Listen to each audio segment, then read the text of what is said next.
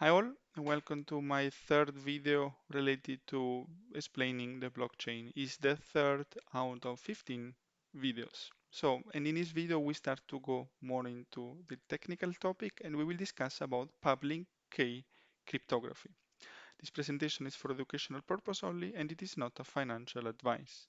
The books are the same I referenced in the last presentation. So we started with discussing about which is the problem that Bitcoin is trying to solve, the double spending problem, and that is not trying, that Bitcoin solved. And the second, we introduced the blockchain, mostly also highlighting that Bitcoin, contrary to popular belief, didn't come from nowhere, but was the result of 40 years of research and trials looking to create digital money.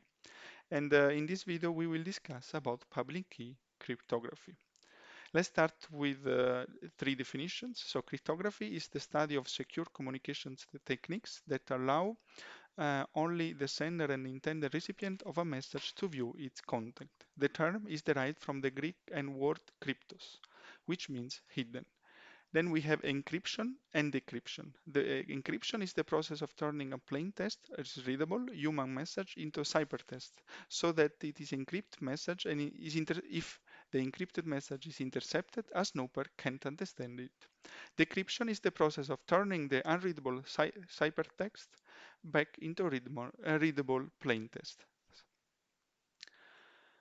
Let's look at an example. Let's imagine that Alice wants to say to Bob, let's meet Bob, and she wants that only Bob can read it.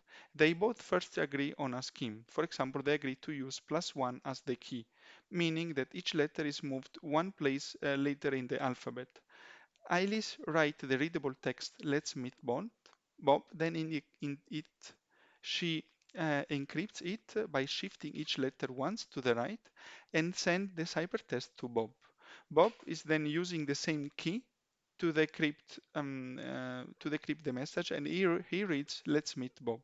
And this method is called symmetric encryption because the key is exactly the same and is used in both in the encryption and the decryption stage. But it is not used in this in the real life nowadays. The symmetric encryption for mostly for two reasons.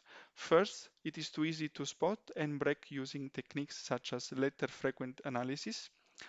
Secondly, and more important, Alice and Bob had to communicate to agree what key to use for the scheme, and so they need to agree early on. So what we are using nowadays for cryptography, we are using asymmetric encryptions, also called asymmetric cryptography. It is in fact also known as public key cryptography. It is a process that uses a pair or related keys, one public key and one private key, to encrypt and decrypt a message and to protect it from unauthorized access or use. The key used to decrypt a message is different, but mathematically linked to the key used to encrypt the message. This makes the system more secure. Using it, if you want to receive encrypted message, you create two mathematically linked keys, a public key and a private key. So you create these two keys. Together they call a key pair. You can share the public key with a word and anyone can use it to encrypt a message for you. And you use then your private key, known as only to you, to decrypt this message. Anyone who sends you encrypted message using your public key knows that only you can decrypt them because the link is only one between public key and private key. And private and public key are composed by a long sequence of letters and digits. Then they are linked together by the function ACDCA. It's called elliptic curve digital signature algorithm.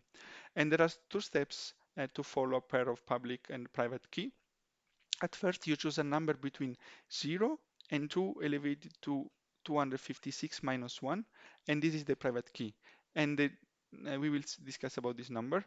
And then you do some ACDCA math to generate a public key. Important to understand, the amount of options is very big. Difficult for our brain to quantify. I write it down how many options we have.